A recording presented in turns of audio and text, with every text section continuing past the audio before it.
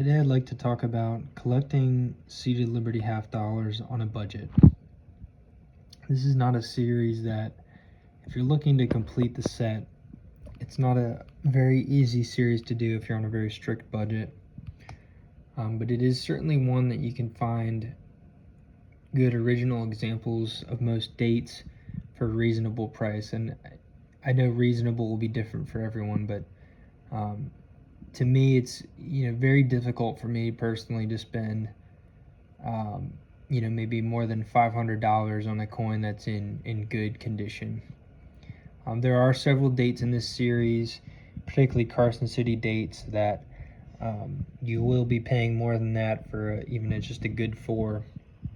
But there are a lot of dates in this series that you can buy for around $100 in the very good defined range, that are nice original coins that have good detail and good eye appeal. I think of this 1869, there's about 500,000 coins made this year. This is a VG10. It was about I think it was about $120, which is probably on the high retail side. But I really liked the originality of this piece.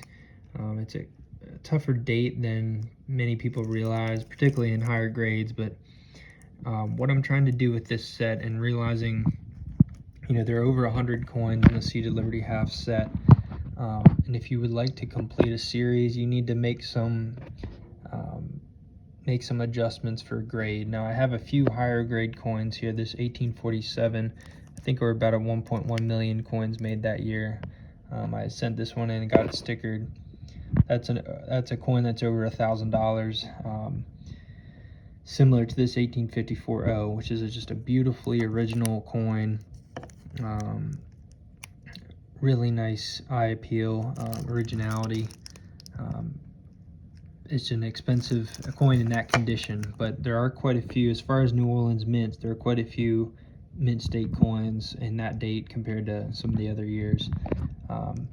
But collecting a few examples like this, I realized very quickly that it would be impossible for someone on my budget to put together a full set in that condition. So there are a few pieces I've had to go for lower grades, but what I'm trying to do is get the best grade I can get for a year, and the best strike, eye appeal, originality. So this is a kind of dark example, but super original 69S.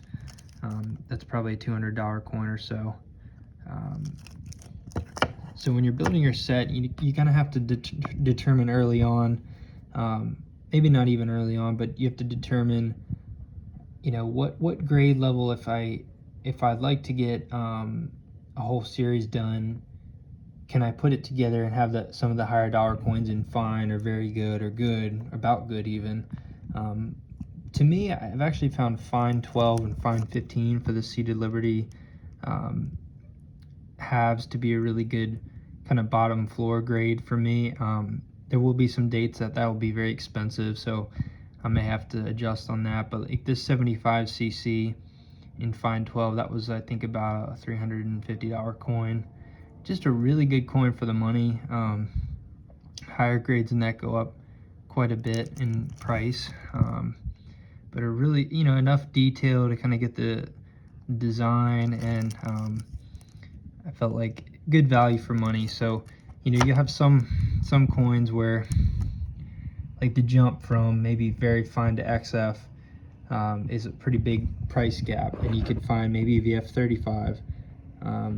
So yeah, that's just something that you have to consider. Now the other option too is getting good at grading raw coins. So this is one I did pay kind of high for this as a raw coin, but this 1860, which there are quite a few of those out in the market, but I got this graded XF45, so I probably paid about XF40 money on it. But this is kind of an example of just when you're putting your set together, they don't all need to be mint state. You can have some variety in grade. I think it adds a little bit to the series, and there'll be some, like this coin for example, I found out in great collections, and It was a really nice original AU. And it's hard for me to kind of resist the AU 58 if it's a nice original piece, because you can get it a lot cheaper than Mint State, and it's pretty much that same look. So yeah, when you're putting together your set, particularly on a budget, kind of ahead of time, maybe determine, what grade do I like the look of for the money, and try to get some good value there. I find that to be around fine 12 and fine 15, even VG on some dates. But I think my top, I'm probably not going to have many more Mint State coins, maybe 62 and 63 on a few of the easier dates, but it just gets really expensive really quickly. I really love the look of a nice AU coin. This is a AU 58 I purchased last year. Really nice, a nice original coin. This is a 1858, which are one of the more common years, but AU is a really good date for me, or a grade range for me, and then kind of flexing there based on affordability. But always getting, looking for that most original, best eye appeal in a grade. You can certainly find fine 12s that are much more eye appealing or well struck, or just original than other fine 12s that maybe were obviously cleaned or dipped. So good luck in that. It's a lot of fun to search for those.